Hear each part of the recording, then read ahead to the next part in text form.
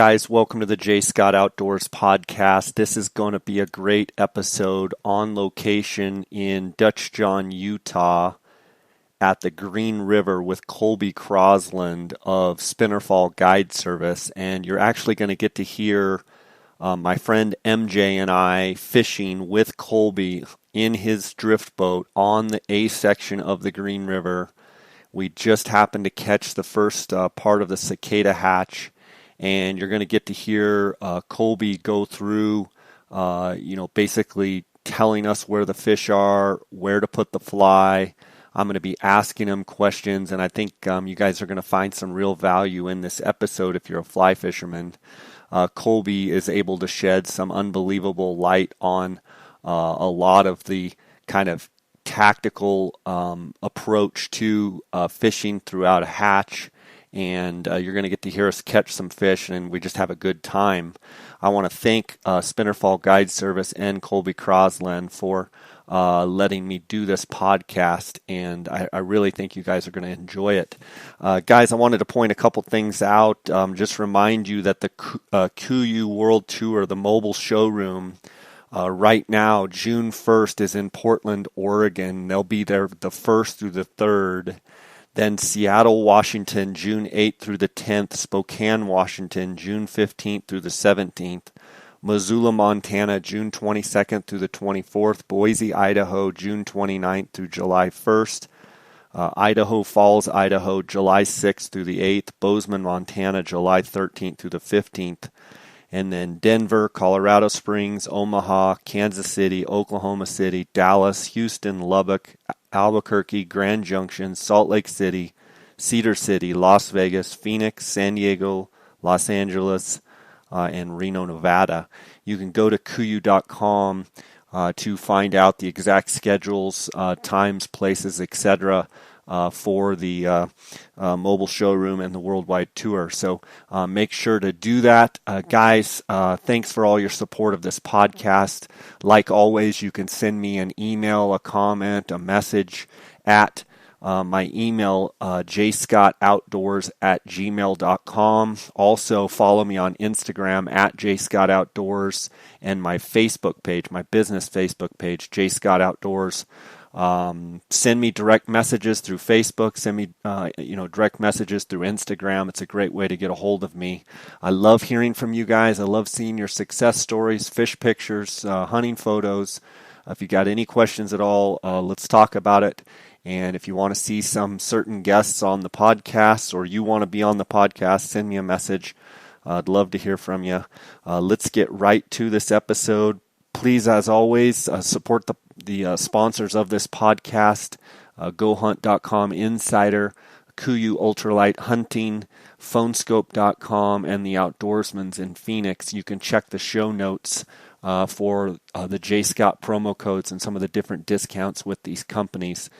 Guys, let's get right to this episode. It's a great fishing episode, and God bless. Welcome to the J. Scott Outdoors podcast. We are on the Green River, on location here with Colby Crossland of Spinnerfall Guide Service. And I've had Colby on the podcast before and had real good feedback from it, so I wanted to get up here and get to fishing. And Colby, how you doing? So far, so great. Yeah. Can't complain when you're seeing cicadas. You know, it's been an interesting year with all the snow and snowpack. The water levels are high here on the Green below Flaming Gorge Reservoir, and we've kind of had May 30th, kind of set aside as our date for me to come up here and fish with you. And as conditions would have it this year, with the way things are, the cicadas are kind of here, but they're not super prevalent. Would that be a good explanation? We are just right on that front cusp of them. We've had a couple pretty good days with the dry, and I only think it's going to get better depending on water temp. If we can keep that water temp up high, it's going to get good here shortly. And there's anticipation of the flows coming up, which will lower the water temperature, which will prolong it maybe just a little bit. It's not necessarily that it's going to prolong it. It's going to delay those fish from coming up. So with the cicadas, they're not an aquatic insect like your mayfly or your caddis. So it's not like the water temp dictates what the bugs are doing. It's more with that colder temp, the fish are just staying closer to the bottom. They're not as active and prone to looking up with that cold water. So the bugs might be here, but we just might not be seeing as many fish as we're wanting looking up.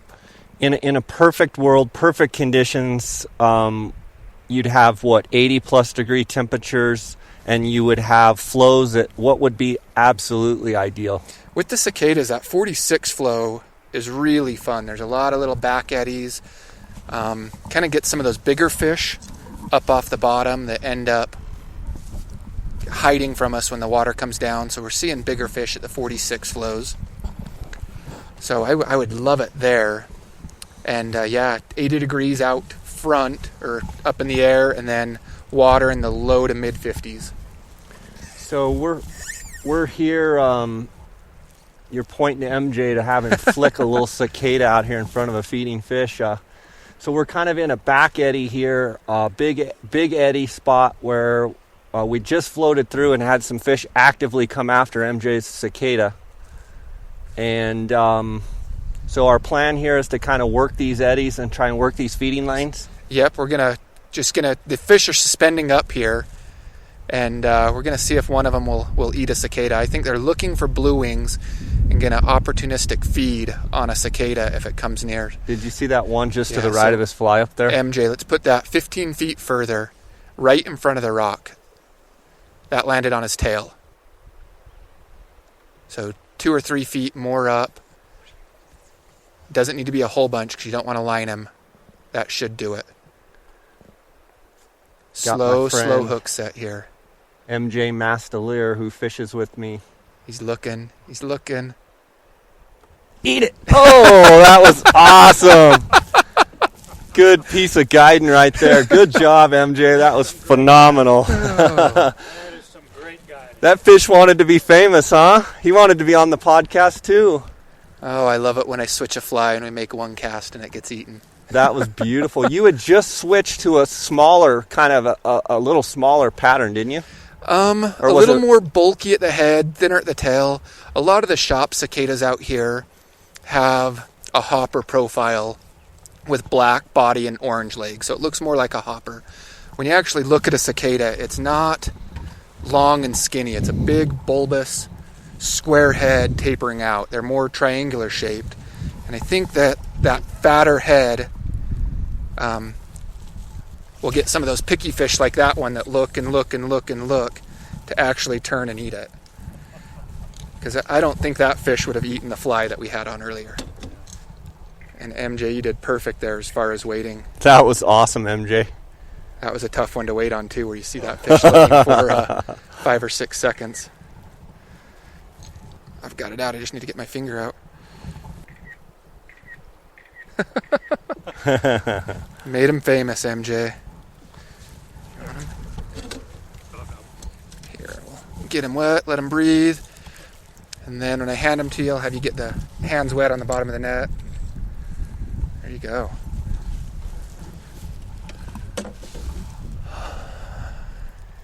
Awesome, MJ.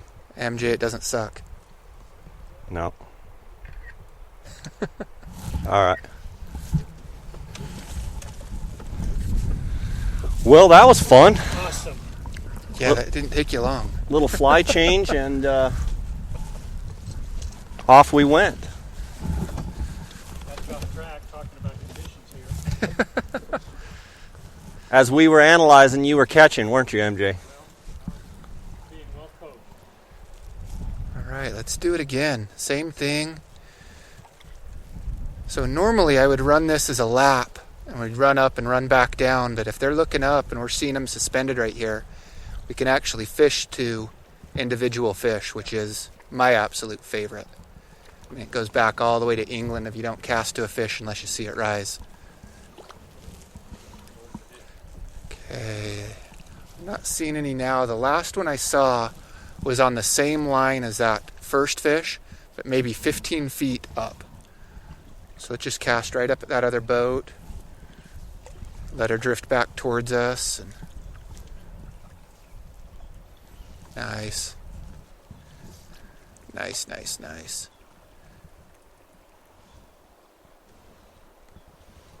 There was no doubt that that fish saw that fly and he actively came to it to eat it. I mean, it was... Oh, yeah. That's what you love to see, isn't Hit it? him, MJ. Hit him. There's two right there. Yeah, chase that little guy out. He's looking for Baetis.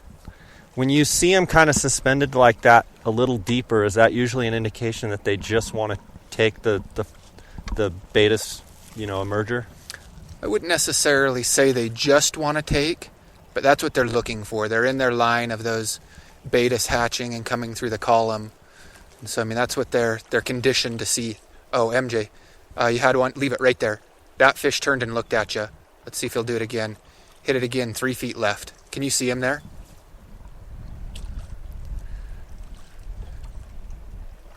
He didn't look either, those last two. Oh, he did? Okay.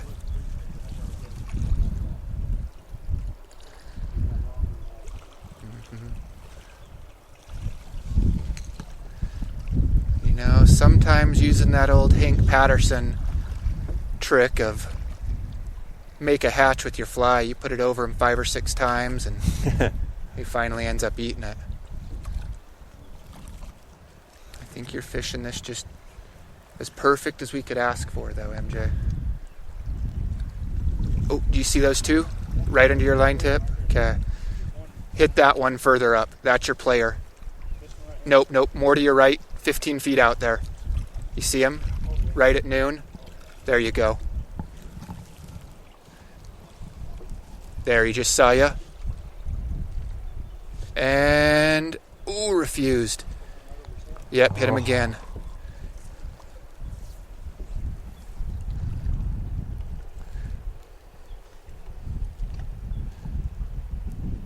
Oh, did he? He just ate a Baetis. Oh, he did. Oh, So, yes, that was awesome. Good job. You two, that's a great team there. So that first drift over him, he actually did not take MJ's fly, and he took that smaller blue-winged olive, right? yeah. And then another cast, and I think that was probably the 4th, maybe 5th cast that we put well within range of where I know that fish saw it. The one, he ate a blue wing, probably right about as he should have been eating ours. And that one, I'd lost track of the fly. That was kind of just saying set because I knew that we were in the zone and he was eating. Well, and he was at the surface because he was just eating that blue one, where the other ones are a little deeper. that was beautiful, guys. That was spectacular. I mean, that's what we do this for. Another brown. Yeah, a little nicer fish too. Beautiful fish. Big old head on that thing. Yeah.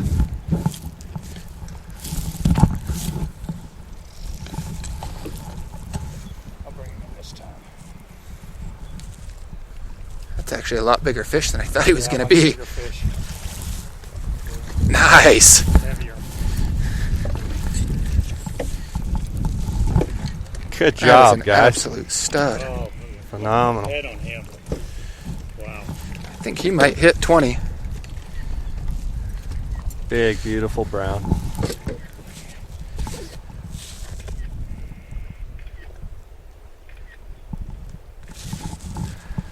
Big old head on that sucker, huh? Yeah. Beautiful.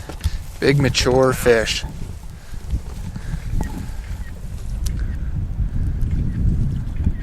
Good job. I know, Jay. We should be making a video podcast today. I know. Look at that. Spectacular, MJ. Well, it was fun to watch him work, go after the Baetis, the blue wing, eat it off the surface. I missed cast once, so it kind of went by him, and then got it in the lane the next time, and he just slowly ate it. I think in that situation, sometimes it's kind of easy to feel like they're not going to eat it. He's eating that small Baetis, but he's taking it as an opportunity to eat, right? Yep. I mean, if he's seen some cicadas, which he obviously has, he's gonna eat that cicada if you present it well.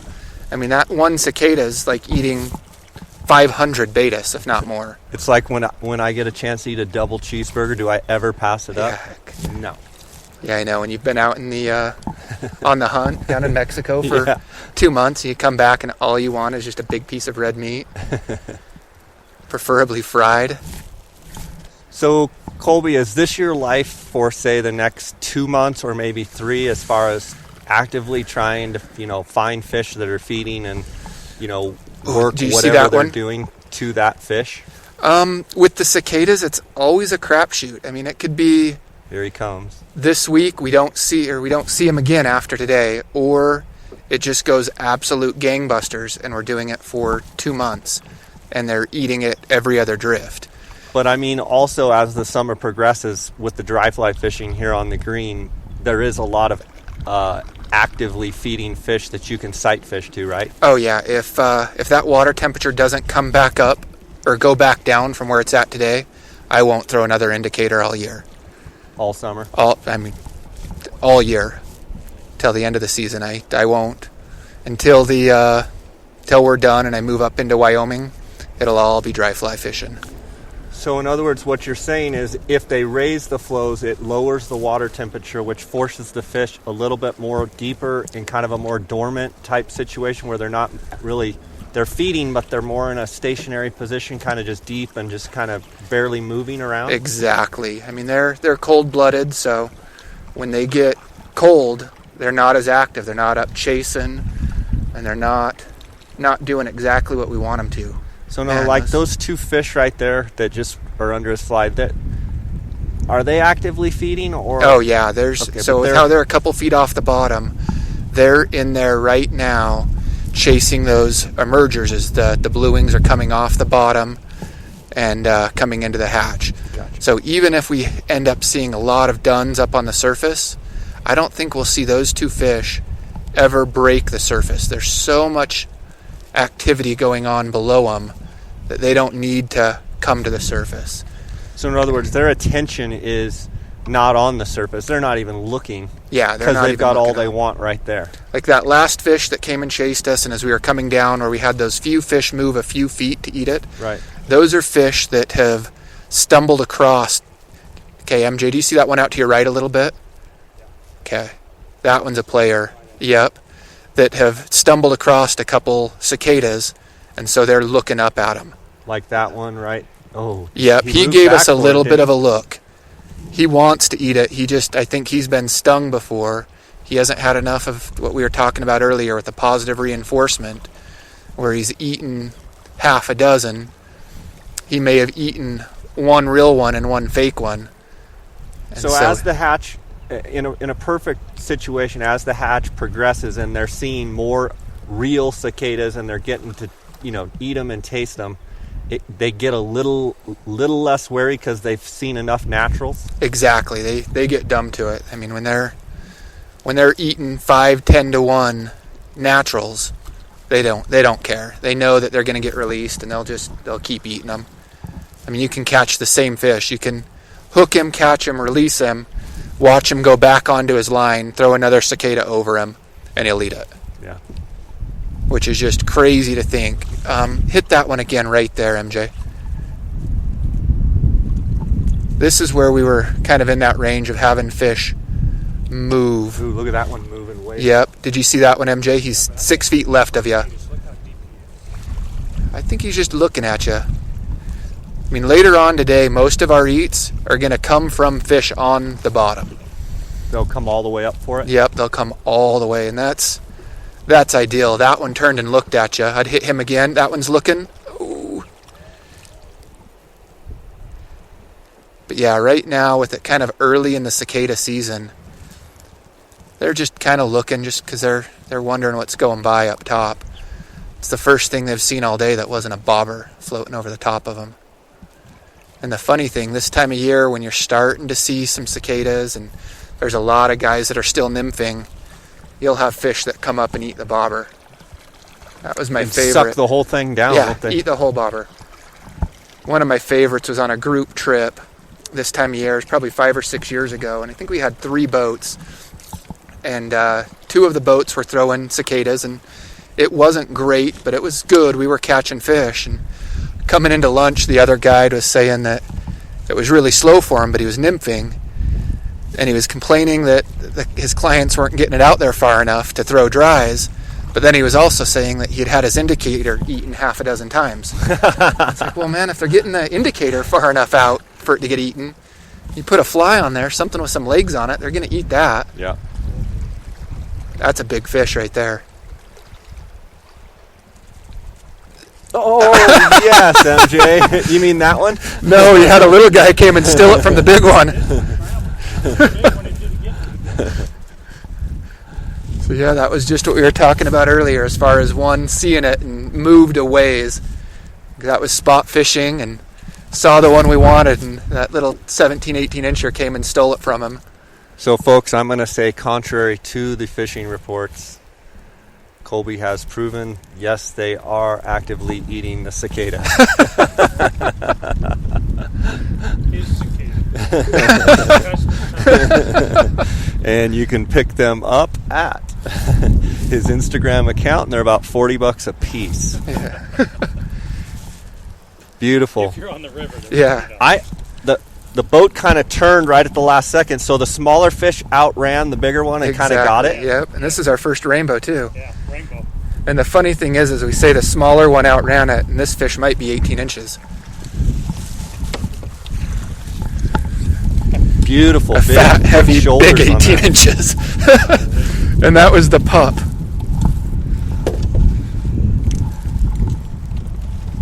Nice shoulders on that bugger. Nice little microkype. Oh, it's a pretty fish. Yep.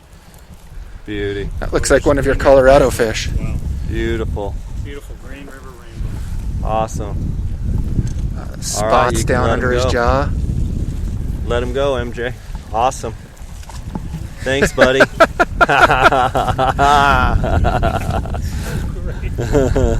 That's what we live for right there. Oh, right there. Oh, the fish, target a fish. It's awesome. Well, let's see if we can go get our big one now. Beautiful, guys. That's just awesome. Guys, our weather temperature here, we're about 70, probably 2 to 3 degrees. These big giant foamers. Got a little bit of a breeze. You can probably hear it in the microphones, but just a beautiful day. It's kind of been cold over the last 10 days, and kind of the last couple days, first kind of 70-degree days they've had, I'm sure. And for all you guys that are probably coming up here over the next couple weeks, let's just hope it's one of those years that we all dream about. Yeah, it's pretty ridiculous when it's on, when it's the Cicada Hatch that you always hear that your buddy hit 5 years ago, and Yeah. that it's the fabled one. I mean, I've had days where guys are catching fish on cicadas on their back cast. Yeah. That fly hits the water behind them, and they're so on that they're charging to eat it on the back cast. It's just crazy. Well, I had MJ here that's fishing in the front of the boat, and our friend Jack, and we were downriver a little bit during cicada season, and I forget which one of these guys actually had a fish come up and take it and ended up breaking off, and then we're like, oh man, and then the cicada, he spit it out and it popped back up, and we're watching it float, and another fish came and ate it. It was ridiculous. Yeah, no, that's one that like when we're fishing the cicadas and it's good and somebody pops one off from casting too hard, I'll always yell at them and tell them to cast the empty line and keep splashing around it to keep those fish from eating it as it's drifting back, so we can go So you try can to go get net the it? fly. Yeah. All right, where was that big dark fish at? There's about 3 of them right up there, but I think this is the guy right here. We did. Do you think the big dark one has a dark back, of a rainbow? Or Yeah, I'm pretty sure that one was a rainbow. Here on the Green River, we're in the A section. What would you say to the ratio of browns to rainbows are? I would say on a whole, on the section, it's probably pretty close to 50-50. Okay. When you start up at the dam, I would say it's 70-30, and then as you take it, 70-30, 2 rainbows. And then, oh, there's your big one, MJ. See the 3 bubbles? He's right to the left. Oh, yeah, I see it. So as far as the ratio of rainbows to brown, I would say that as a whole it's 50-50. But as you're starting out up at the dam, I would say that it's 70-30 rainbows. And when you take out at Little Hole, I would say it's 70-30 browns. Okay. So as you go down past Little Hole, even more and more browns? Yep, more and more browns. As the water's warming up, the browns tend to do a little bit better in that water that's just a little bit warmer than the rainbows do, especially midsummer when that oxygen content starts to get a little bit lower. And we do see a few cutthroat in here, but they're few and far between. The Utah Division of Wildlife has tried really hard the last couple of years to get another brood of them in here. Nice, that's the fish right there that we want. But they keep stalking them and they can't find them anymore after they do the electroshocking. So they don't know if they're running up to the dam and getting eaten, if they're just getting eaten right off the bat or what. But the last year after the stalking, nobody caught any cutties after that first week. Look at that guy. Now, do you think he's a player? Do you think he's actively looking? That one on the right, I think if we keep hitting him, yeah. The one that I really think is going to be our player is the one 10 feet up and a little to the right. Yeah, I see him. This is a good drift right here. Mm-hmm. That's a rainbow right there. Nope. No. You're talking about that one up there on that sandbar? Yep, the one up on the shelf. Yeah. This is getting up into that area where we had all the fish chasing us earlier.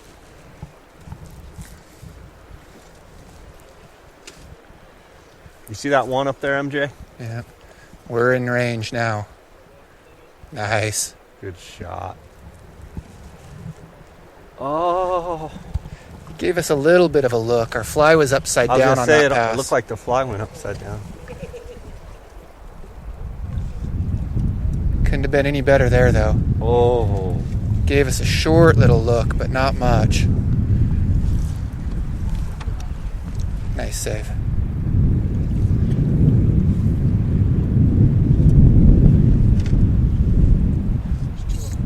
Yeah.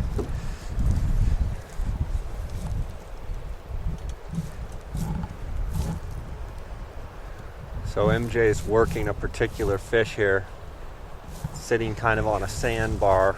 He's probably in about, right on that white bubble. Like 5 feet of water right there. He's put probably 5 or 6 casts over him. Let that one run. I don't see him now. Do one more, 2 or 3 feet further out. Not any further upriver, just further. There you go. Oh, there's another one right above that might be a player. Do that same drift 15 feet further out.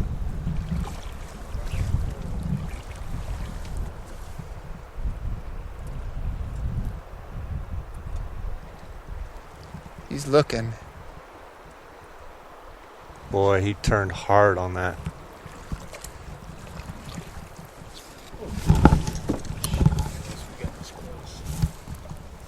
Well, we might find a natural in there while we're plucking it out. We're chumming the water. I think I can get that. I think it's up higher than you think it is. Is it? Just bring that rod tip down here to me, MJ. Oh, it might break off. Nope, we saved it. Nice.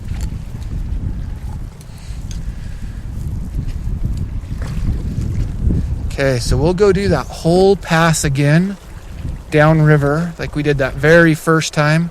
As I'm setting up here, MJ, watch out here to the right and the swirls. You too, Jay. No. Podcast to say that's what happened. Well, we don't want to catch them on the podcast on the beta. Okay.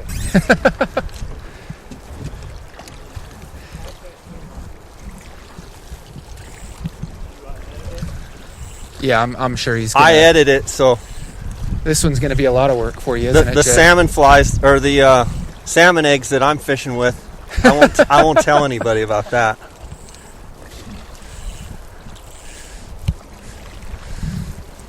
We going left side or? Yeah, let's go left side on this one. Okay, MJ, the same pass you did. Do it again. Straight out in front of the boat. 15 feet right. Yep, and it'll drift in there. One mend right. There you go. Let her keep working. Because we're not really on our real drift yet.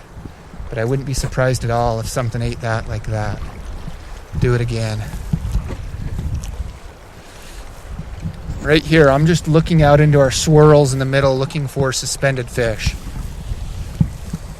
Ooh, fish turn to look at mine. Hit him again. Okay, after this one, boys, nice long one straight down river. There you go. Little mend right, MJ, nice.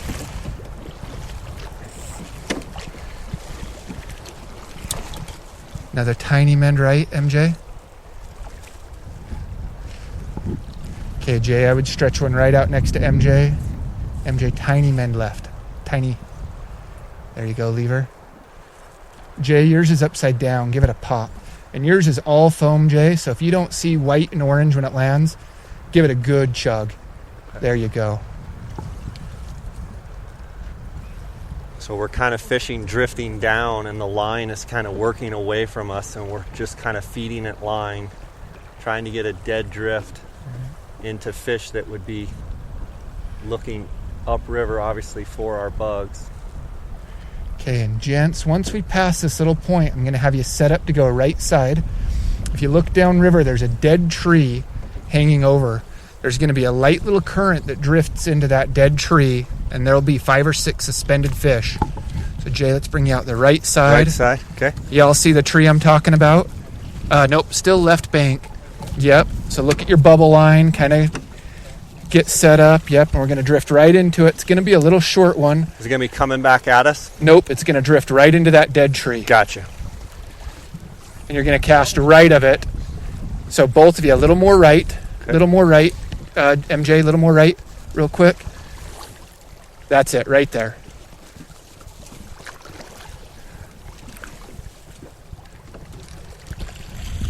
Just a little short one right there, MJ. Okay, I'll spin the boat, and now we'll work up that drift. And I didn't see anything in there suspended as we were setting up. So, and Jay, on this one, you're going to work up the bank, and MJ, you're going to work the bubble line out in the middle. Okay, you want me on the right side? Yep. And no rush at all yet, boys.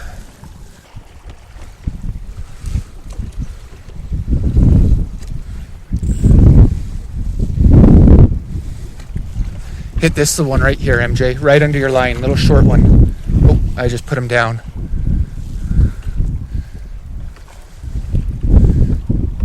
That's where I would expect him, MJ, is out in that stuff. I hear some clicking up in the trees. That would be the natural cicada up in the trees. That would be our naturals.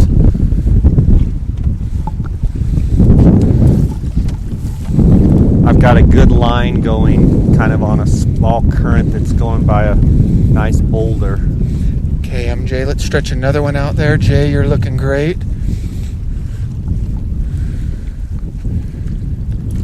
Yeah, there is starting to be a lot of clickers up in the tree. That's good. You kind of said once we got to this point we should start hearing and seeing cicadas. MJ, once you swing out, I would put one right up next to Jay. Jay, you might be able to get away with going a little bit right of where you're at also. Okay. Nice.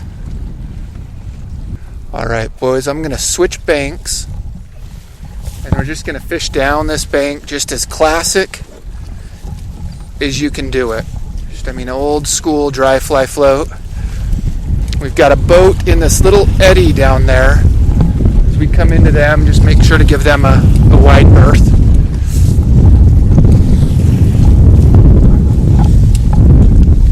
So in MJ's, I'm swinging in. You're going to put one right at the cliff, and then I'll swing the boat kind of out and around your drift. And then Jay, once I'm pointing back down river, yep, you'll just follow him in.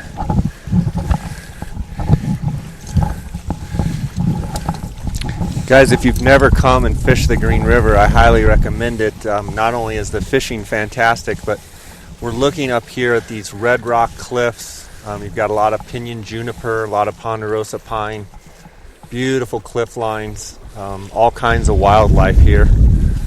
Even if you're not fishing, scenic floats, it's just an amazing place. How far off the bank you want us here?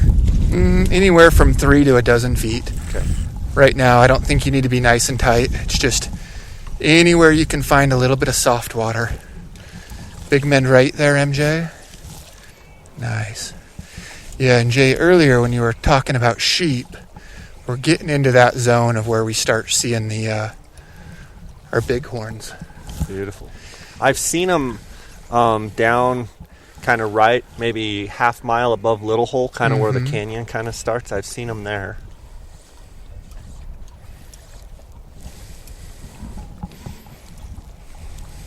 So our water flows at what, 7,100? They're saying it's an outflow of the dam at 6,800 right now. The gauge is reading 71, and I'm not sure if that's from the few small feeder creeks also. But and potentially tonight could come up, what, another 1,000? Yeah, another 2,000. Yeah. So they were planning on bringing it up the 25th, but I think they pulled it back to after the holiday. So at any point now, I mean, in theory, could bump on us right here. As we come into this boat, boys, let's have you strip them in. Yep.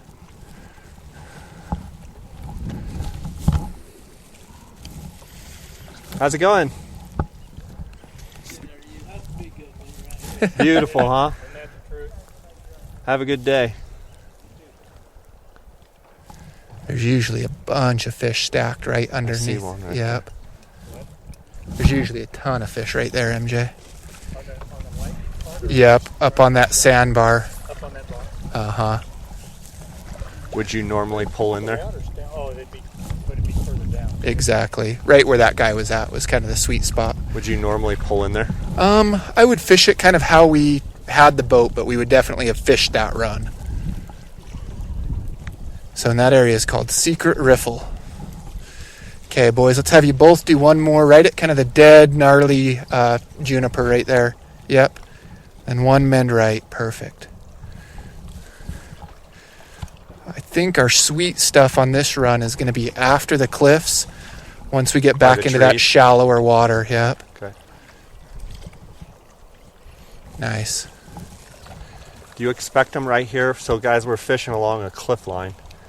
Do you expect them, Colby, right on the edge or about a foot two off? At a lower flow, I would expect them from anywhere under my oar to where they would have to hit their nose on the rock to eat your fly. At the normal flow, right there on the Cicada Hatch, there's always a fish to where, I mean, his pectoral fin is touching the rock. Yeah. But they will eat it a little ways off, especially when you're throwing something like the cicada where it's enough of a meal to where it's worthwhile for them to move. Hearty meal. Yep. And one thing, MJ, don't be afraid of a normal cast over the boat. If you're roll casting for me, I'm more afraid of the roll cast than I am the overhand. Colby, you let me row a little bit, and we came into a run, and you had your epic fiberglass rod out of New Zealand, and you've been telling me about that rod. Why don't you tell the listeners a little bit about that company, about that rod? Yeah, so Swift Fly Fishing and Epic Rods, they're, like you said, out of New Zealand. Really, really neat rod company. He's Carl, the guy who runs it, is a world champion caster. I mean, when you talk to the guys here who do a lot of the casting competition, he's one of the names that comes up, kind of with Ray Jeff and the big, huge names. And over the last, it's probably been 7 or 8 years, has been making rods, fiberglass, and graphite and carbon rods. Oh, Jay! Oh, he turned and it just... Put another little shot on him. But with the whole trend of fiberglass rods picking up in the last half a dozen years, I feel like Swift and Epic has up the game. They're actually putting innovation and some thought into the blanks and what's going on. They're making really high-end, faster fiberglass rods than kind of the old Eagle Claw Fenwick that most people who have fished glass are used to. So what you're saying is it's not the typical slow fiberglass that we've all been used to. It's a whole different generation. Yep, they call it fast glass. I don't know anything about the technology and the money and time and effort that goes into making it. All I know is that it provides the stuff that I love about glass, that full bend and the weight and just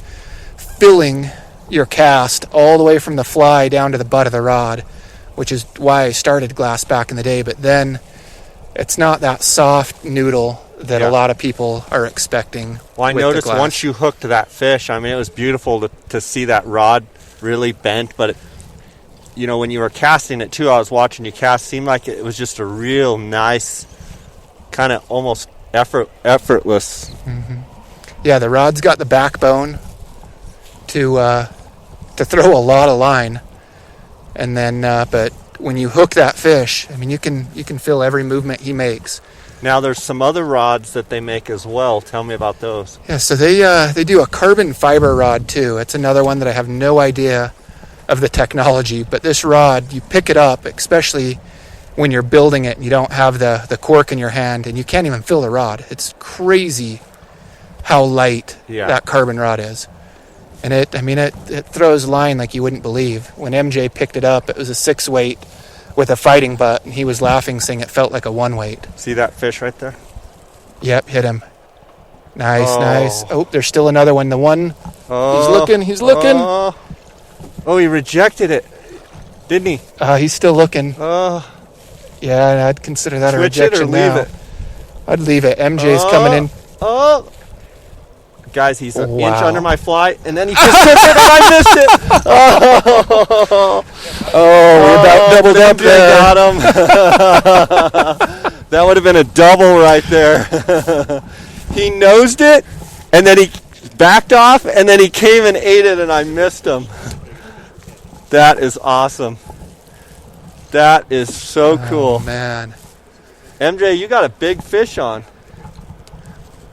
Man, I think we want MJ to have a mic on with listening to him right now. His heart's racing. So, and one thing that I love to tell people right here, MJ, is while you're fighting that fish, look up. Beautiful. I mean, this is one of the prettiest places I've ever fished. All these people in these towers over here. Mm-hmm. That's awesome. Yeah, there's prettier rivers in the world, and there's rivers that fish better, but I don't think there's a river that's this pretty that fishes this well. Beautiful, MJ. Yeah, you weren't wrong. That is a big fish.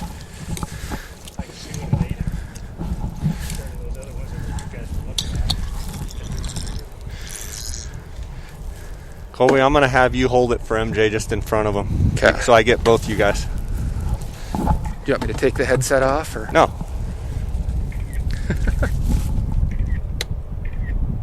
Awesome. Give me a close-up here.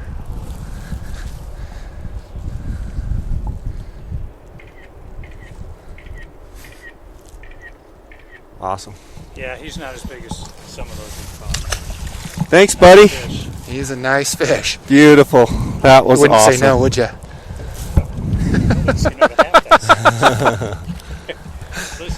So, Colby, let's go back to that one that nosed me. Would you normally just let it sit, don't twitch it, don't do anything? Yeah, just let it work. Okay. Later on in the year, I would maybe say twitch it. Gotcha. But it's one of those that... Yeah, just up above us. See the little rock point? In between that rock. Yep, right off that point. And I'd put another one in there. Yeah. That was so cool. Nice.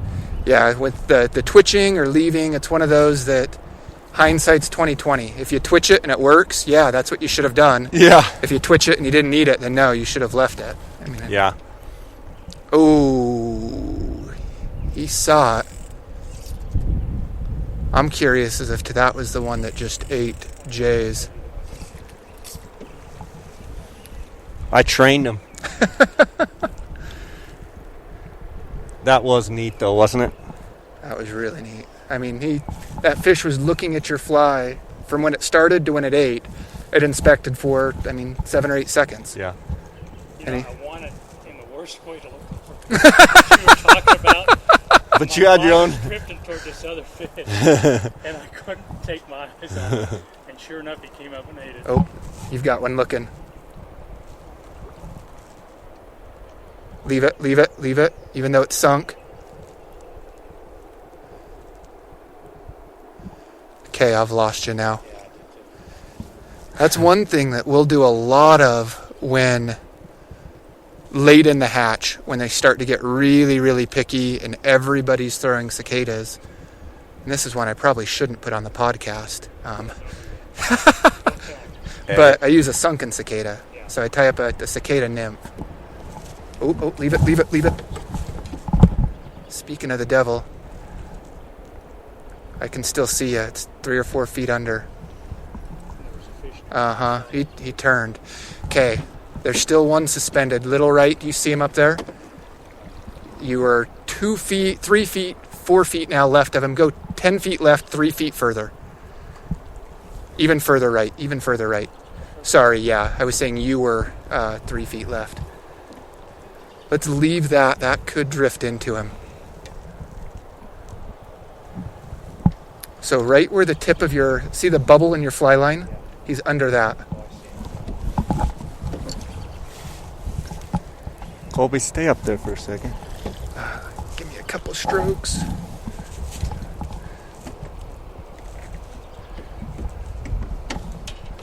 Oh, I was watching the wrong thing. Nice.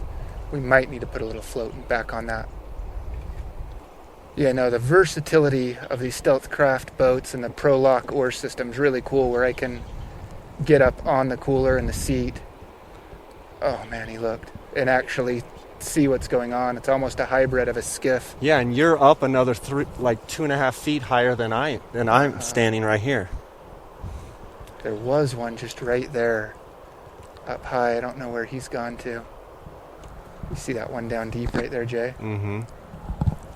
Man, a day like this is when we want that GoPro on a stick and do some underwater filming. Do you still have that GoPro I gave you, Jay? Yeah. I was thinking that the other day. We ought to put that on a stick and look at some of those pools at the ranch. Yep. Next cast, go like 15 feet right, just left of the bubble line. Nice. I don't see one in there, but I know there's something holding on that line. Okay, MJ, let's see that bug. I'm going to put a little floatant on it.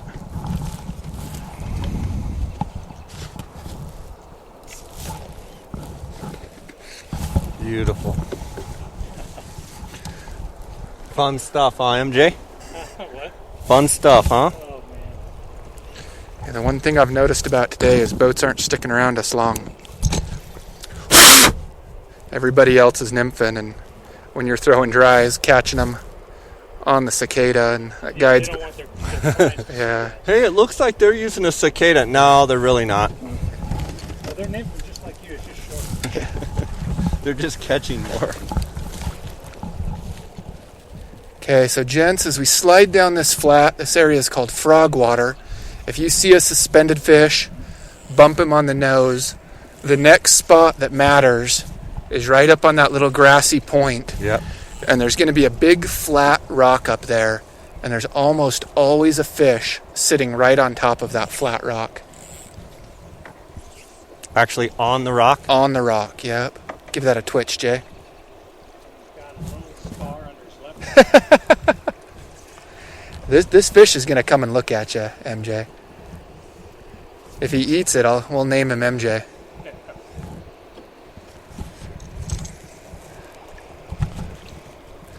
So guys, Colby was telling me that my fly is actually upside down. I think that's something to point out, that you want to have fish. Oh, that's always good. The guide points out a fish right here by the boat, and then I hang it up on my tip.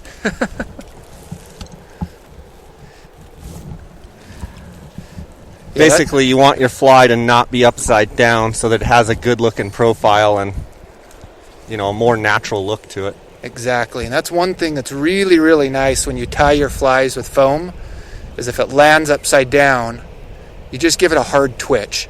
And I mean, it pulls that fly under, sinks it, but usually when it comes back to the surface, you're right side up. Okay, MJ, glance downriver. See the big submerged rock? That's the one that holds the fish. Let's go 2 or 3 feet left of that. Of where your fly's at now. Ooh, that might have gone a touch too far left. Nope. Leave it. Oh, he's right there. Pick it up. Go back to the right real quick. Little short cast. Leave it. He's still in there. He's looking. Oh, he was right there. I saw him and I thought, I need to get the fly up. We'll spin the boat around and we'll put another one over him. So on this one, we're going to go out the left. Yep, keep working down this. Look at this right here. Oh, hold on. We're married, boys. We're clear. Okay. Right there. Leave it. Oh. Yeah, they're all over on this. KJ, we're going to swing, bring you out the left. Oh, MJ, see that little rainbow right in front of the boat? Jay just pulled that one out of his mouth. Feed it line. Oh, I think we were dragging a little bit.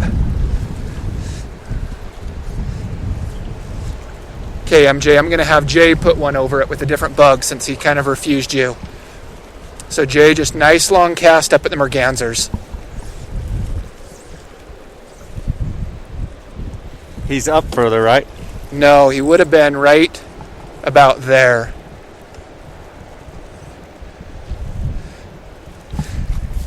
Okay, so we're going to swing. We're going to work up this little eddy. And Jay, you'll be up on the shore. If I tell you to swing it out the right, that's what we're going for, is that fish. So the fish that we're really after here is just, see the dead stick up there? Yeah. That's pointing into the water? Yeah. That stick's pointing at the fish. Okay. We fishing off the left side? Yep, or the right? we'll be out the left side unless I tell you to toss one out the right. Okay.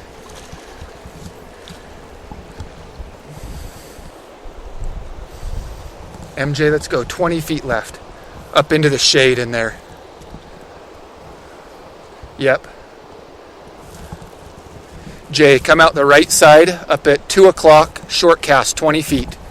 You see him? Yep. He just landed right on it. Oh! Oh, eat it. Eat it. Eat it. Oh, he's following it. Guys, he followed it 5 feet back probably. Didn't Oh, he? man, we splatted on that fish. It was behind him. Oh! Okay, Jay, I want you to hit this one real quick. Hang on. Hold on one sec. Hold on, MJ. MJ, you're caught on me, buddy. Oh, I was getting ready to and it ate it. Maybe I pulled it out. If you think that it was too quick, that it might have been too quick, you were definitely too quick. I didn't see it, but that's... Okay, you're free. Okay, yeah.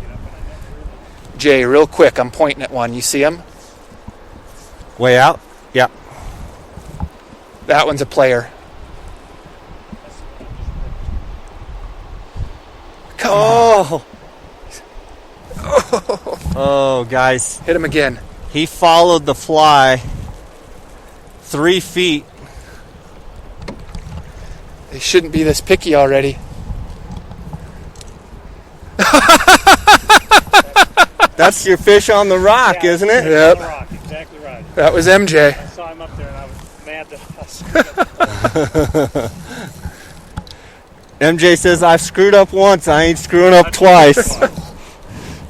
Jay, I'm going to swing the boat around here. I want you to give it a little teeny short cast off the left. Okay. Let's see if we can double up right here. Yep, right in there. There was a rainbow holding right there. There's a rainbow right on the side, about 10 feet left. Oh, Guys, beautiful. it does not suck.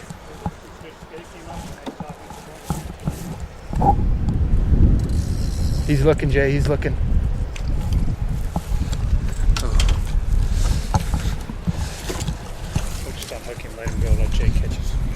Just another little Green River dink. Look at that. Look at that. Matt, that's a big 15-incher right there, isn't it? Bet you that fish is over 17.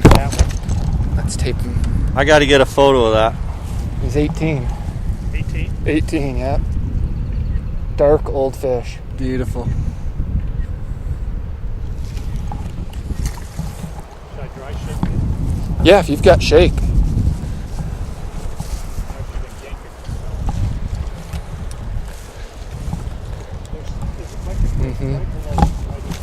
Yep, that's the one that just refused Jay. That one just ate a bluewing. Okay, Jay, you've got 3. One of them's going to eat you. You see them? Leave it. See, oh, they're crazy on the top. It's a little bit to the right. He's coming. He'll come. Yep. He's coming. Oh. Oh. Oh. I need to switch you out, Jay. I just rejected by 3 fish. That was awesome. I have a different definition of awesome, Jay. That was so cool. You can just see him thinking like, yeah, no. We're going to go just a little smaller with that bug. I have a feeling MJ's just going to get one right here, and we'll know for sure if that's what I should put on for you. So let me ask you a question there. When you get rejected, do you always switch, or is it, and do you typically go smaller, or what's going through your head when you want to switch? If we've gotten multiple rejections is when I'll switch. If we've had a handful of fish eat that bug and then just all of a sudden one refuses you, right, that's no reason to swap out. Right. But we've got MJ up here he's caught 5 fish with no rejections. Right. And you who's just, right there you had 3 fish refuse you. If you get you're dragging, MJ, you're dragging. But if you get multiple, watch your back cast. If you get multiple rejections, that's when you switch it up a little bit. Yeah. Until you find a fly that they kind of actively are eating. Exactly. With the Baetis, I almost always go a little smaller. With the Cicada, it's either size down with your tippet, size up with your bug. Just try to find something that's a little different than what everybody's throwing. I feel like most of these fish are seeing the same 5 or 6 cicada patterns over and over and over. And during this hatch, is it feasible that you could fish, some sort of ant pattern or cricket pattern below? Oh, yeah. Or just fish your ant or cricket pattern. Because, they're obviously looking up. Right. Especially an ant. They're always, always willing to eat an ant. Oh, MJ, rejection. You see that? And MJ, if you're not getting that pretty drift on it, let's wait a second. And after I'm done switching out. So Jay, what I did do here was size down quite a bit. And we'll see if that's going to be our game changer. Most of the cicadas that I've seen this year have been really, really on the small side. And this fly, I don't think most people would even consider it a cicada. Now, there's 2 types of cicadas. Well, there's a bunch more, but you usually get bigger cicadas or the small cicada, right, on this river? We've got what we call within the guide community, mini-me's and mondos. Okay. So right now, we're definitely seeing the minis, and they tend to click. So in the trees, you'll hear kind of pop, pop, pop, pop, pop, pop, pop, pop, pop. And then the big ones will buzz. Okay. So it'll sound more like a humming, kind of if you're watch the movies in the South where you're hearing the cicadas. It sounds a little more typical to that. Jay, while we're right here, you've got a good angle. Run it over those 3 fish. Flick it. See if that smaller bug's going to do the trick. Oh, my goodness. He came 5 feet, dude. And if he doesn't eat this one, I am going to switch you out once more. Leave it. Oh, no, he was coming up to eat a Baetis there. Okay. That fish is catchable. Oh, yeah. There's about 5 of them floating. Yeah. One of them is further out. And ideally what you want here is to see 2 or 3 of them together. Because if you... Yep. It's almost a dominance type thing. No, exactly. If that fish is thinking, hey, James is going to get it before I do, I need to get it. I mean, that's one thing that you see a lot saltwater fishing. I mean, if you're out there chasing permit and you see a small school of permit, you're way better off than just seeing the ones or twos. Come on. Oh. Okay, Jay, hit this guy right here. Yeah, I see him. Yeah, we'll have Jay hit it.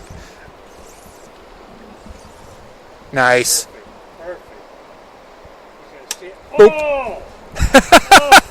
Oh! Nice, beautiful fish right there. Oh. It just did. I hope that's not Edit. This guy's eating blue wing still. Oh my gosh, that's so cool. This is a nice fish. That was beautiful. You just knew that after 4 or 5 feet of Guys, I wanted to yank that out so bad. It was everything I could do to leave it in there. No, and you good thing did. you had a little slack in your line. Oh, my It was gosh. ideal as far as watching him eat, taking a deep breath, and then setting the hook. I see more fish lost here throwing the dry with people. They see the eat and they set. And the main difference Gotta that let we 'em run take their into, head down, right? Yep, when you're throwing a dry, when you're wade fishing and you're working up that seam, that fish is facing away from you. Wow, that is a really big fish, Jay. That's beautiful. Here in the boat, 90% of our fish Here, let me are get facing us. So when he eats and you set, you pull it right out of his mouth before he even has an idea that he's Beautiful. eating it. Wow. Beautiful fish. Here, let's get one out the other side of the mandible. For the whole time you were chasing this out. Beautiful. Beautiful. Get the release here. Look at that eyeliner on that fish, just bright green on that eye. Beautiful. Do you want a photo or video? Photo's good. Hang on. Beautiful. Thanks, buddy. Beautiful. That was a nice big fish. Congrats wrong on with that, huh? That was neat. That was neat. Watching you, man. Glad you're screwing around with this other one chasing. So that's Beautiful. 3 eats out of this bucket. Still, Yeah, we That got is that so one cool. rainbow that's refused us, and that other good brown.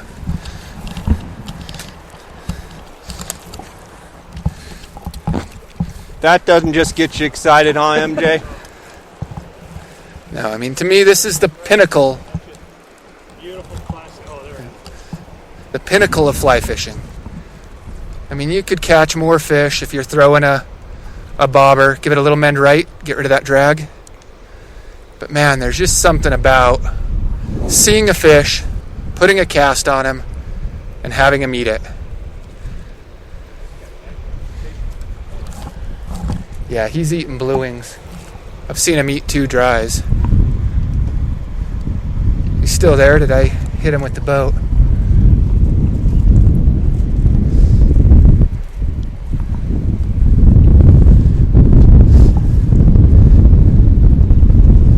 Okay, right where your rod's pointing, you've got 2 fish, 10 feet below you. Yep. Leave it. Leave it. Oh. Do that same thing again. Little short cast. Yep, feed it line. He's wise to the game. Okay, we're both going to fish down this seam, just right side. This next little eddy coming up, I have seen a lot of cicadas in here. Nope, just right down below us. In years past or this year? This year, yep. This year we've seen them. But I wouldn't be surprised one bit to get an eat leading into it right here. Leave it, MJ, leave it. You're in it. Once that drags, you can strip them in. I'm going to work out and around this rock. And we'll go all the way to the bottom of this eddy.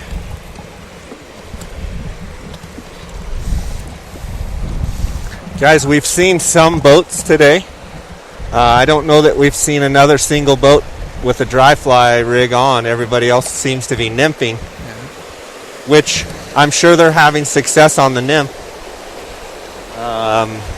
But it's sure awesome, isn't it, Colby, to be actively putting big cicadas right in their, fish's nose and watching them come up and eat it. Exactly. There's just nothing better. I think a lot of the time right now when you're seeing other boats throwing the nymph rig, when you feel like it should be excellent dry fly water, is just that they haven't done it enough to have the confidence, and so they'll start out and they think their client doesn't have the talent to throw the dry. But man, I mean, when they're on it, this is as easy as it gets. Okay, and boys, no rush yet. We're gonna hit them right. We're gonna be out the left side of the boat. I'm gonna bring us down to this big log, and we'll run all the way back up that eddy. And this is a spot, Jay, that those two little Christmas trees up there. Yep. Last week, those had a bunch of cicadas in it. We could pull over and get some photos. Okay. And maybe even stick a mic up in the tree. Okay. Okay, boys, just like this. Once we pass that little point, coming up, MJ, little mend left. Oh, maybe another cast now. And I'd go a little more right, make some room for Jay. So up in here. I would go even right of that, MJ. You're fine now. But once we pass this little point, you're going to want to be out into the middle more. The point over there? Yep. Oh, over here. Gotcha. Yeah, up past that. You're both good there. You'd rather have more slack than not enough because you're going to drag really easily here.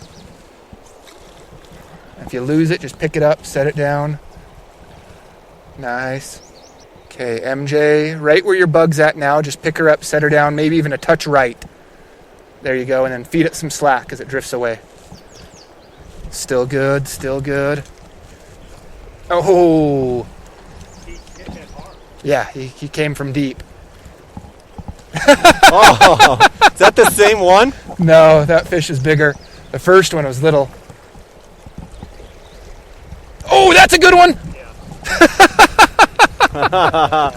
Oh, shoot. There was two charging there. Boy, I mean, they've seen them here because they're off. Yep. All over. Splashy little eats, too. They're coming from the bottom with confidence.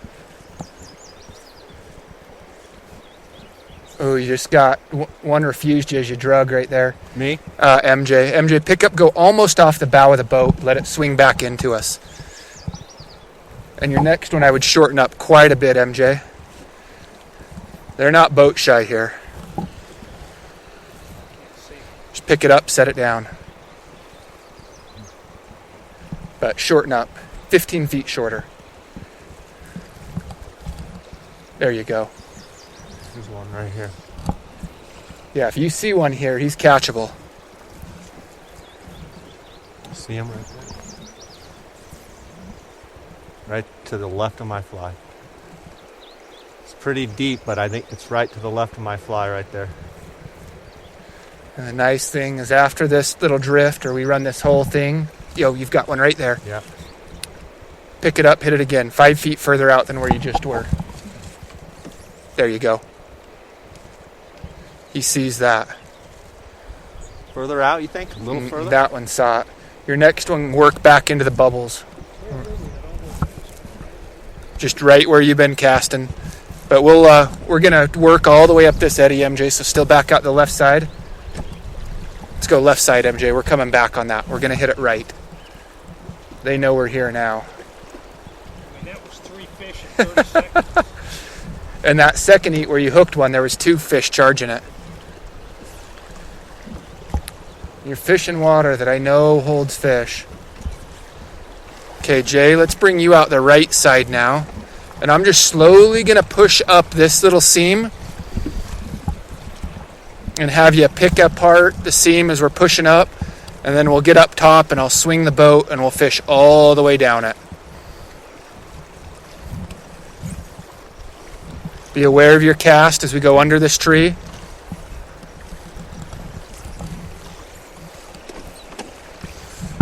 This is one that as we go up, we should see a lot of fish suspended about 7 or 8 feet.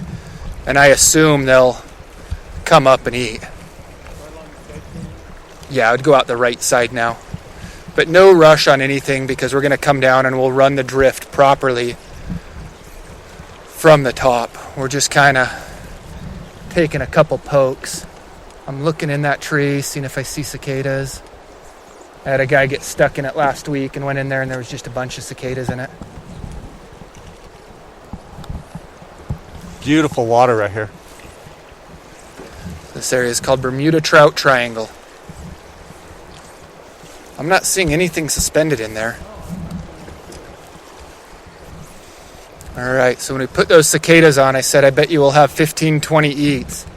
Bet we've already had close to our 20 eats. Okay, MJ, see the two submerged rocks? Put it right in between the two submerged. So more right, little short one, more right, more right, more right. Yep. Sorry.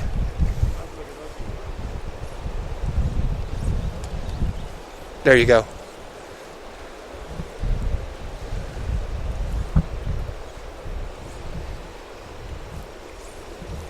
Okay, another one up, other side of that next rock now.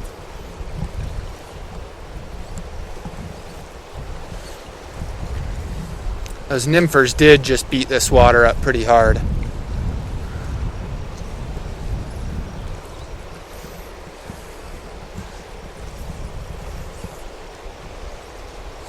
Okay, Jay, right where the tip of your fly line landed, there's a suspended fish. Right there? Yep. Yeah.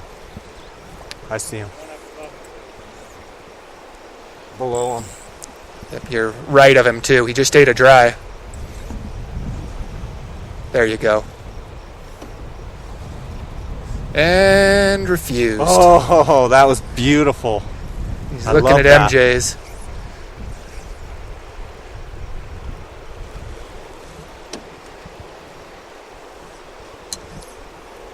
Are those blue wings that I'm seeing kind of blow by? Yep.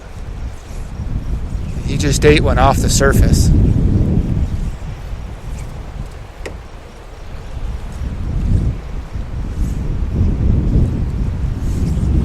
He's a player though. He is a player. I don't see him anymore, do you? No. But just kind of keep picking apart these seams as I'm pushing up. There's a lot of fish in here. There he is. I see him. Too far out. Yep, I'd let it run though. I'd let it run. He might have a buddy out there. Okay. Oh, right here. See him? Yep. Do you come and look or? I think I was sunken. And up this seam, as we're working up, I wouldn't be surprised one bit to have an absolute beast eat it in this. In here? Uh-huh. If from the rock all the way to the submerged rock. I don't think anybody's been fishing up here, and I know those fish have been seeing some cicadas drift past it here.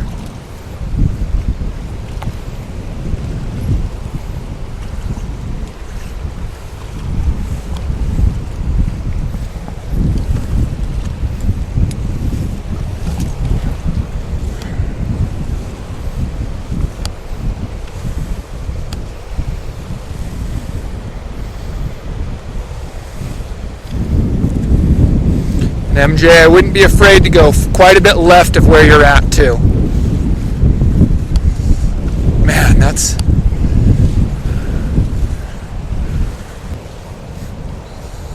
Come on. beautiful little spot. Mm-hmm. Do 3 or 4 more casts up there, and every cast here I would try to hit fresh water. I think that if something's there and is looking up, you're going to know quick. This isn't water that I think it's going to take 5 shots to get him. I think it's going to be 1 or 2 shots and he's ours.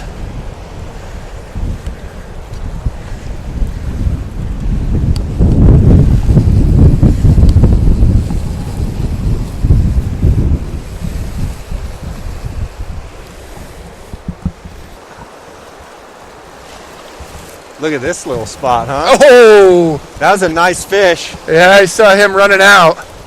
Okay, MJ, you ready? It's gonna go quick. Nope, straight up river.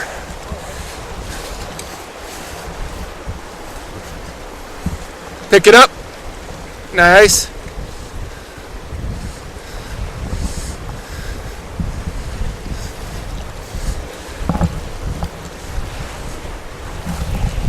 Can't do that one in a raft. No. Okay, boys, right side, right down where we were seeing those fish.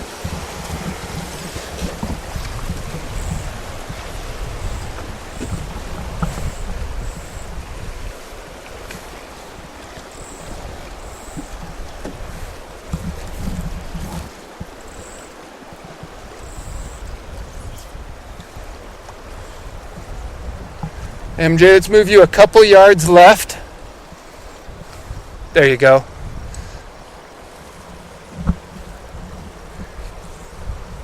Do you still see it, MJ?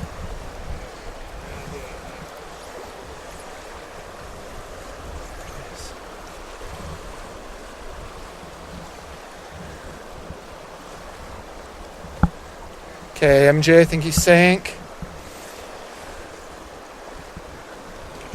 Okay. One came out of the water down. I saw it. That was awesome. Jay's about to get him. That was awesome, MJ. Oh. Okay, Jay, one more cast real Right quick. there, right? Yep. Doesn't need to be a whole lot further. That's it. Leave it. About right there. Yep. See, it's going right at him. I can hear one clicking. Did he hit just to the right of my fly? Maybe, but we were within range. Okay, now here both of you, you're just casting out to the white water. And we're not really going to get much of what I would call a drift here, because the boat's washing at it. And you just cover what you can. Oh, and MJ, I have no idea what happened with that fish. Oh, I just don't want to go to Right there is where you had those eats before, MJ. You guys might be twisted. Yep. Oh, Jay. I pull it out. Jay, set. maybe. I was looking at the other fish that... Another nice brown.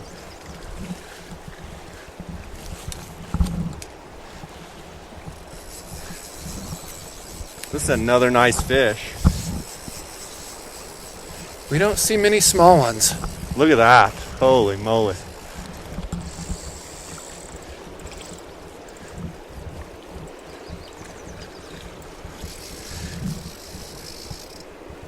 Okay, MJ, one more right out in front of the boat.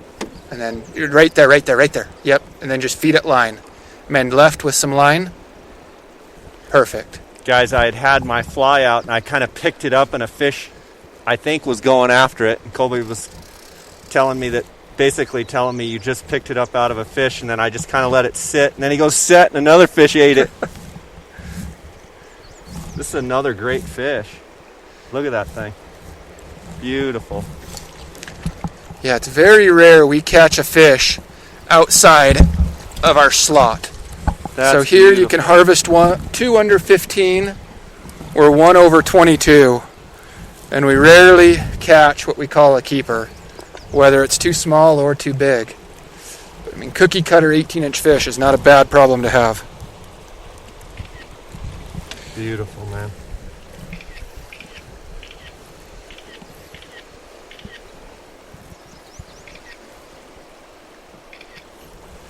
Good job. Thanks, buddy. All right, gents. We're going Awesome. to jump over to the other bank and do the same thing over there. If I can get us up there in time.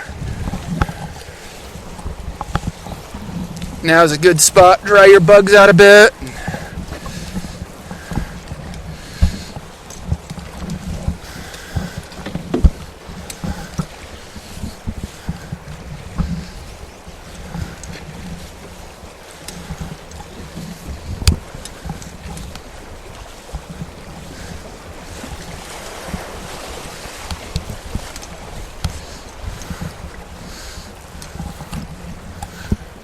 So, would you say that this is better than what you thought it was going to be? Oh, yeah. This is a lot better than what I was anticipating. Is this kind of the first day that from your guide buddies, everything, that they're really on cicadas? So Jeremy Rogers, the guy I live with, he had a couple days last week that were really good. And then we had our cold snap, and I was up in Wyoming. And but yeah, this is the first really good day on dries that I've heard of. So I mean, I think the first double-digit dry fly day since kind of the early bluing fishing. But as far as big bug, this is my first good day. We had one of my really good clients, Jeff Kenyon from Scratch Lab over in Colorado, who was out here with his wife last week, and he caught a couple on the cicada, but it was just kind of one little spot where he got a couple eats. But it hasn't been like this where every eddy we fish, we get an eat or two. Yeah. I just think it's incredible to see them, whether you catch them or not, coming and actively pursuing the fly. Oh, yeah. It's awesome. This time of year, and when we're fishing like this, I don't count fish. I count eats. Yeah. I mean, if you can't enjoy watching that brown trout come off the bottom and just destroy that cicada, then I think, you need to find a different hobby. Go take up golf. Can hear a couple clicking in that tree behind us too, Jay. Yep. MJ, feed that a little slack. I mean, is it possible that more and more bugs over the next couple weeks could show up? I would be really surprised if they didn't. If they didn't? Yeah. Okay. I mean, we're, in theory, in the perfect storm right now of cicada fishing with the cold, wet weather. If you see one, put it on him. And then coming into hot weather. That's ideally what you want, is just the cold, wet. It gets the ground loose. And then when it swings into that hot water, that one's going to eat. How about that one? Good call on that, Colby. Yeah, it's funny when you're out here and you look at these fish enough, you learn, I mean, there's no other term than body language. So guys, you couldn't see it, but Colby was talking and I pointed and he says that fish is going to eat. I literally flicked the fly a rod length away from the boat, and the fish, just like Colby says, came up and just hammered the fly. Yeah, when you watch so many of them refuse and so many of them eat, you learn the difference of kind of what they're doing in the water. And I couldn't explain it. Couldn't say that it's about the pectoral fins or the tail. Their behavior. But yeah, you can see it. Yeah. Beautiful. That one's a lot darker than the other fish we've seen. Spots tip to tail. Well, guys, we had an awesome day fishing out there on the green, and we're back here at Trout Creek. I guess it's a motel or a lodge, whatever you want to call it, and we had a great day. I wasn't really expecting the cicada fishing to be that good. I don't know that you were, Colby. I wasn't. No, we definitely hit the that front cusp of really good fishing. Yeah. So knock on wood, hopefully it holds on. Yeah, I thought one thing that was interesting, it seemed like there was about 2 hours there when the fish were really actively, really looking up. And then it kind of waned, kind of got a little, I don't know if they just, they were up because of the bluings and then they stopped looking up as much. Exactly. We kind of followed the bluing hatch. So when they were up looking for those emergers and looking for the duns, if you put a cicada over them, they're going to eat it. Yeah. So it's not like that in the late afternoon they're looking for that cicada quite yet. Mm-hmm. So I think it was just opportunistic eats. If they were there and looking up and they saw the big bug go over, they ate it or came and looked. Most of them ate it. For sure. Guys, you didn't hear MJ Mastelier. You heard some of probably the chaos in the front of the boat, but I've got him mic'd up now. MJ, it's good to have you on the podcast. Thanks. It's great to be here. It was a great day of fishing today. Yeah, for sure it was. MJ and I fish a lot on the Roaring Fork River, a little bit on the Eagle, but a lot on the Roaring Fork there. And get a lot of green drake and a lot of caddis, a lot of dry fly fishing. A lot different here on the Green compared to the Roaring Fork, where the Roaring Fork is got a lot of pockets and it's usually fast shots, and it's just kind of different fishing, wouldn't you say? Oh, very different. It's very long cast to small pockets and short drifts. Here it's the opposite. It's classic fly fishing here, where you're fishing to a specific fish that you know is feeding. Yep.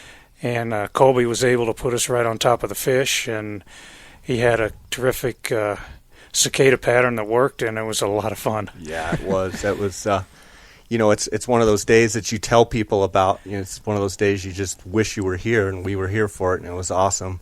And I expect over the next 2-3 weeks for it to probably you to have quite a few days like this. Yeah, I'm hoping it's going to stay good for the next little bit. It should, as far as everything's going. It's all going to depend on where the water's flowing and the temperatures. Yeah. So it's going to be a tricky one for anybody wanting to come out and wade fish with the big water. Yeah. There's not a whole lot of wade fishing opportunities. I didn't see hardly any pockets where you could even, for one, get to because of how high, maybe it shut off some areas that either from coming from the dam or coming up from Little Hole. It's not a ton of opportunities. Yeah, the 86 flow, in theory, they closed the trail. This year they left it open under warning. But at 86, a lot of the trail's underwater.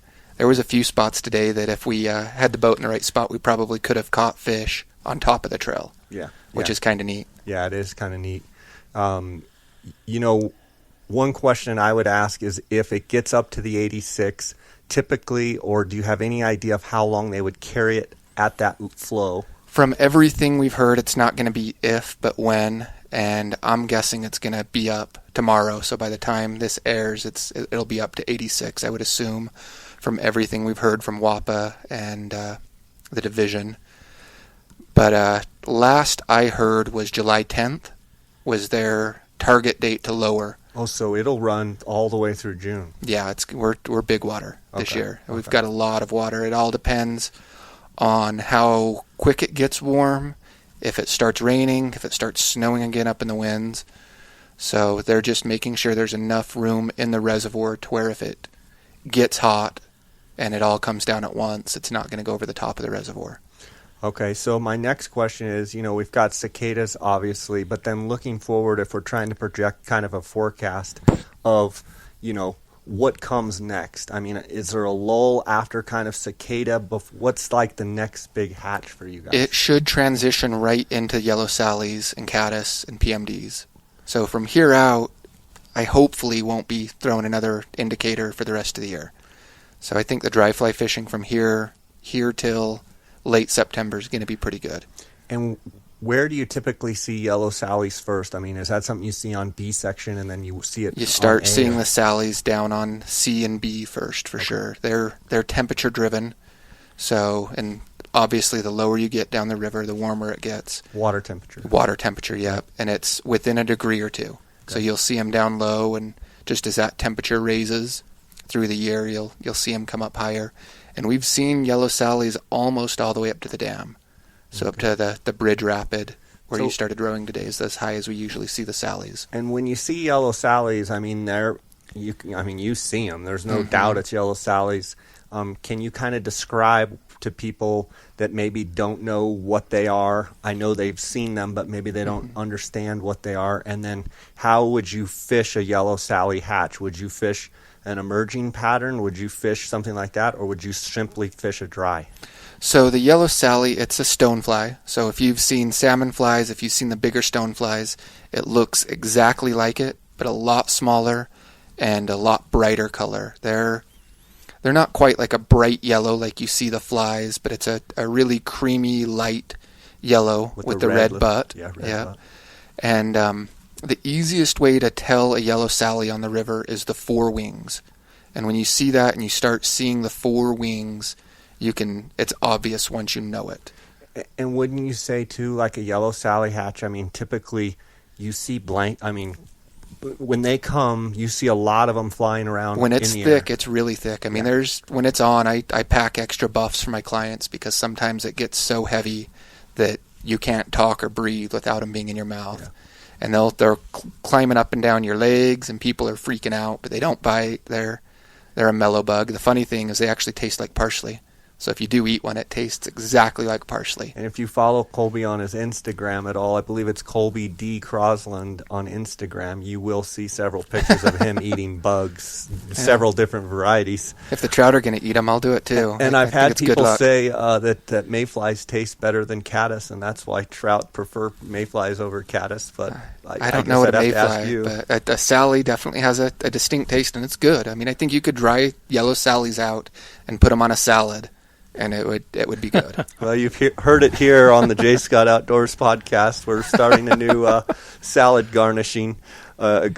So Colby, I had a question. If you say you don't want to fish indicators the rest of the year, and that works great for you, but if somebody was up here and saw a lot of fish in the column and weren't able to entice them to come to the surface with cicada, what would you suggest they do?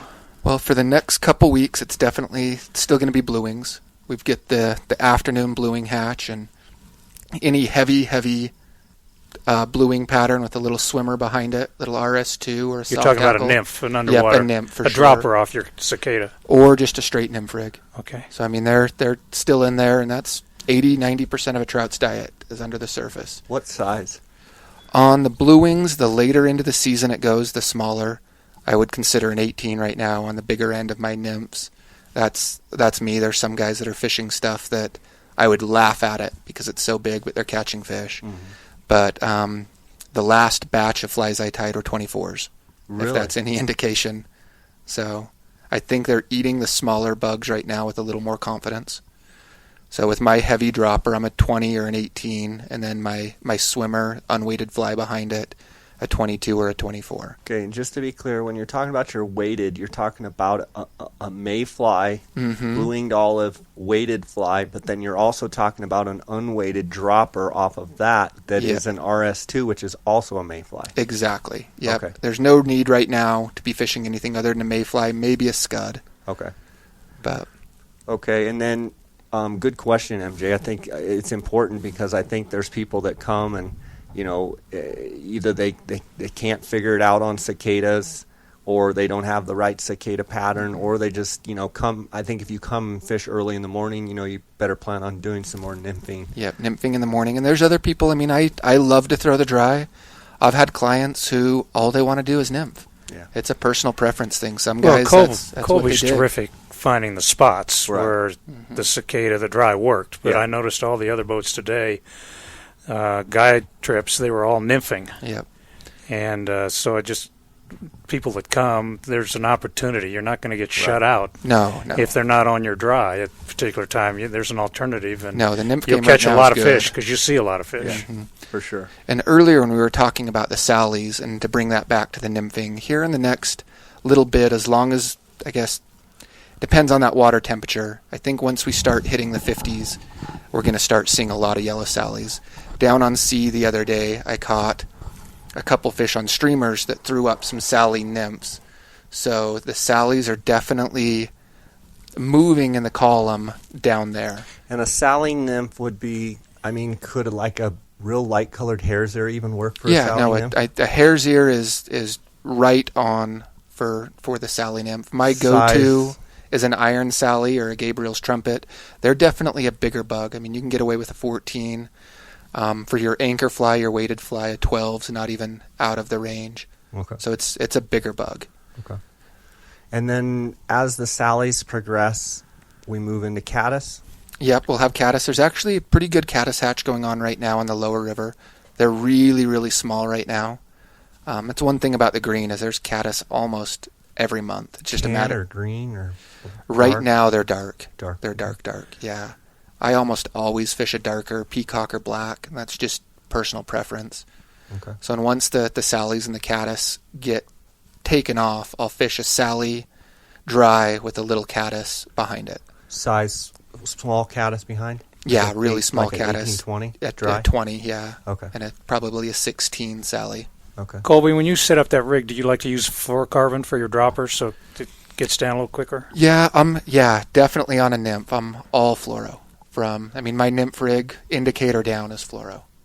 And I don't run a tapered leader on my nymph rig, so I'll go straight butt section to 3X.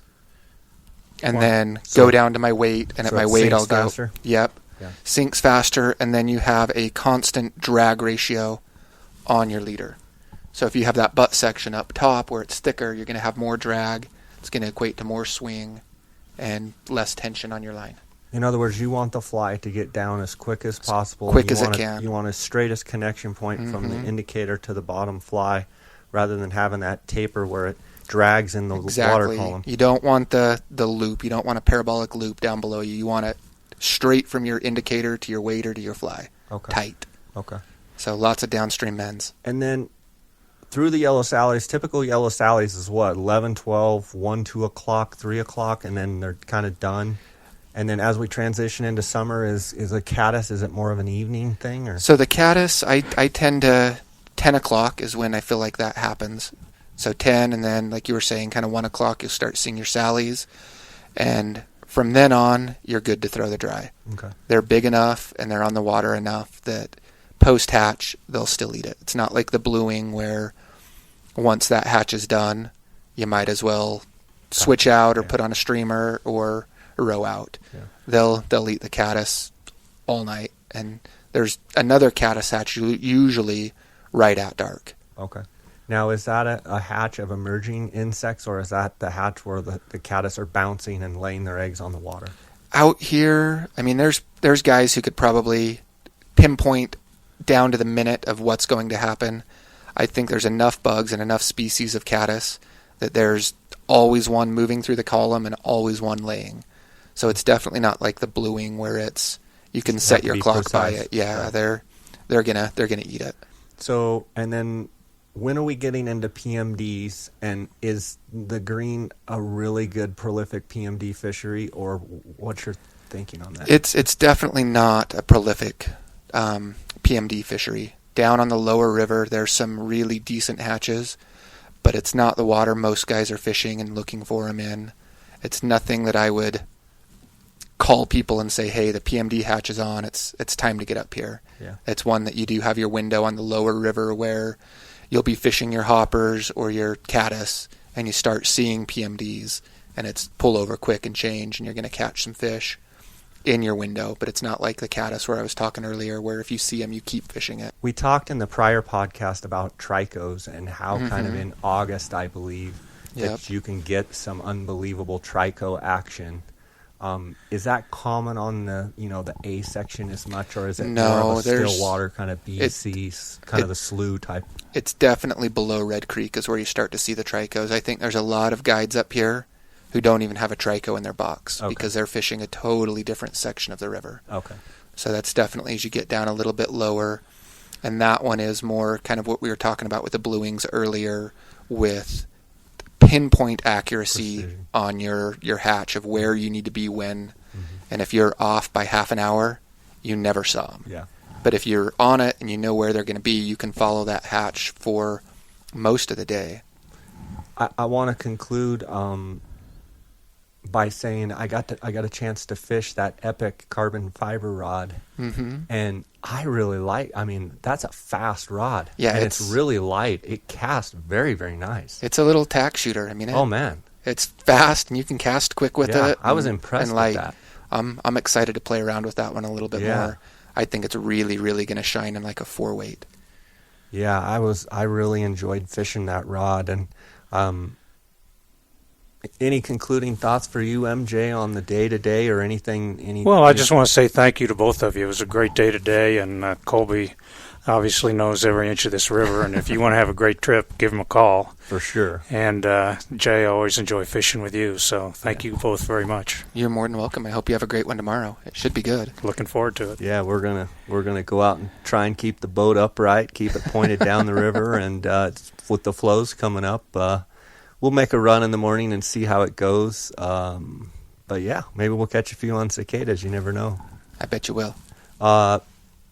Awesome having you on the podcast. Awesome getting to spend a day with you on the water. It was great to see how into it you are and how well you know the river. And I love it when you're able to communicate. Good guides are able to communicate with their clients all the way through the whole process of we're coming up, look for this, look for that, I'm going to swing the boat, and you basically walk them through, so as it's happening, you are right on cue and know exactly what to do. So as a fisherman, that was cool to see, and I was able to get some cool photos, so hopefully they turned out. But yeah, I just wish you the best of success in your summer fishing here. I know you've got a long stretch of summer, and I don't feel too sorry for you because you got sight fishing for the next 90 days and some phenomenal action. One thing I would say is, MJ, it never ceases to amaze me when we come here. The fish are just bigger. They're just big, beautiful, nice, 18-inch, like you were saying, like 18-inch cookie cutter type fish. And the only difference is some are thicker than others. Yeah.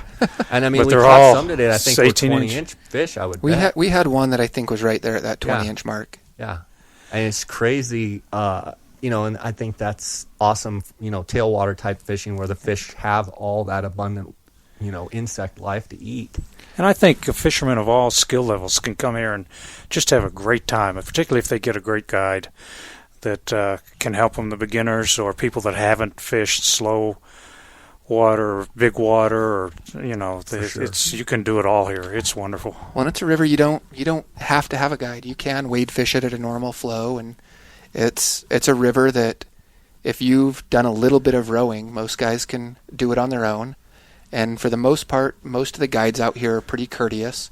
If you come into a situation and things are weird and you can tell the guide's mad or that things are going weird, if you have good communication, say you're sorry, and even ask why he's mad at you, they'll usually, in a quick way, tell you, and you just avoid it. If you come out, follow the guides. That's kind of one thing that I always suggest to people when they go to a new river is people run different programs, different places. Some places, it's totally normal to anchor up in the middle of the river and fish off of anchor. Here, you'll get stuff thrown at you if you fish off of anchor here. Other places, guides, like up on the Henrys, they'll get out of their boat and walk their boat. And so, as far as rowing on a new river, just kind of follow what the guides are doing. If you're seeing a pattern, don't break the pattern, because that's when people start getting grumpy with you. One other thing I'd say, Jay, is that this is one of the most beautiful rivers it is to fish, and it has a wonderful combination of fish and beauty, and you get so focused on catching fish you forget to look up, and 200 or 250 feet above you are cliffs, and it's just an absolutely gorgeous river. I think there's one that they say is over 900. So there's some tall cliffs above you. Wow, yeah. And a ton of birds. If you're a birder, this is a really, really neat place to come. Yeah, it's a neat spot. Colby, I want to give you a chance to let the listeners know again. I've done a podcast with you already. Got a lot of great feedback on that. We did a lot of talk about the blue-winged olives, the midges, and then talking about the cicadas coming up. But I wanted to give you a chance to tell people how they can get a hold of you, how they can follow, your guide service, and I also know you do phenomenal films. Is it The Trout Smith? The Trout Smith, yep. That's my website, thetroutsmith.com. We've got some of our films up on there. If you're on Vimeo, you can look for them there.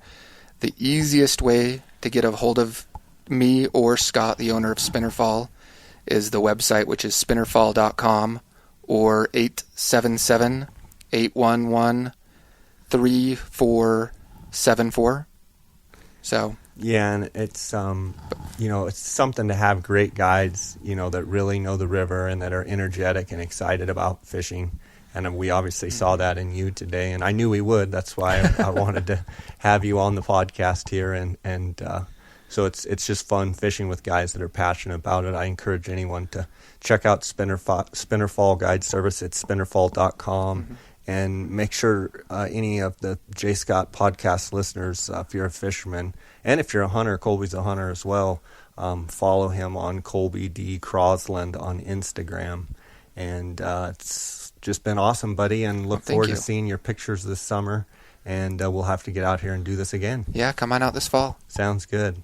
Thanks, MJ, again. We're going to have some more fun this summer with some caddis and some green drakes over there on the Roaring Fork, but it's always a pleasure and fun fishing with you. Thank you, Jay. And to the listeners, I just want to thank you guys for your support of this podcast. And the podcast wouldn't be possible without the support of my sponsors. I just want to thank GoHunt.com Insider. I want to thank Kuiu Ultralight Hunting, Phonescope.com, and the Outdoorsmans.